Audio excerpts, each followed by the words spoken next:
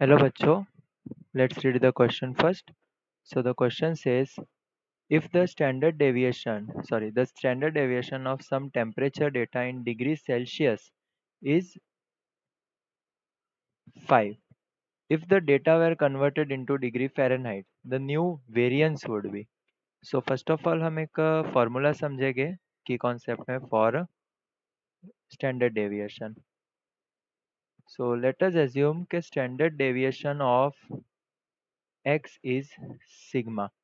So standard deviation of ax plus b will be a into standard deviation of x. ठीक है, या फिर इसको मैं लिख सकता हूँ a इंटू सिग्मा. और यहाँ पे हम समझेंगे relation between degree Celsius and degree Fahrenheit. तो degree Fahrenheit is equals to 9/5 degree Celsius plus 32. Okay, so हमें यहाँ पे क्या बोला है कि हमारे पास एक सेट ऑफ डेटा है जो डिग्री सेल्सियस में था, उसका स्टैंडर्ड डेविएशन है 5. सो हम इसको लिख लेते हैं standard deviation of degree Celsius is 5. So हमें क्या बोला है, degree Celsius is converted to degree Fahrenheit. So हमारा जो डेटा हो जाएगा degree Celsius, so degree Fahrenheit का वैल्यू हमें फाइंड करना है standard deviation of degree Fahrenheit. तो ये होगा standard deviation of degree Fahrenheit होता है 9/5 डिग्री सेल्सियस प्लस 32. सो हमने की कॉन्सेप्ट में समझा कि standard deviation of ax plus b is equals to a into standard deviation of x.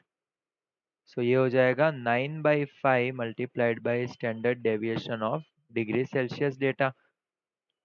So 9/5 standard deviation of degree Celsius हमें दिया हुआ है 5. सो इंटू 5 से 5 कैंसिल. तो standard deviation of degree Fahrenheit data in degree Fahrenheit will be 9. लेकिन हमें क्या पूछा है, हमें पूछा है वेरिएंस कितना होगा. So what is variance? So variance is basically standard deviation का स्क्वायर, स्टैंडर्ड डेविएशन स्क्वायर. सो यहाँ पे वेरिएंस फाइंड करना है, तो standard deviation of degree Fahrenheit का स्क्वायर फाइंड करना है हमें. सो अगर हमारे पास स्टैंडर्ड डेविएशन है 9, तो वेरिएंस विल बी 9 का square. So variance of the given data is 81. So this is our final answer. Option number A is the correct option. Hope you understood it well. Best of luck.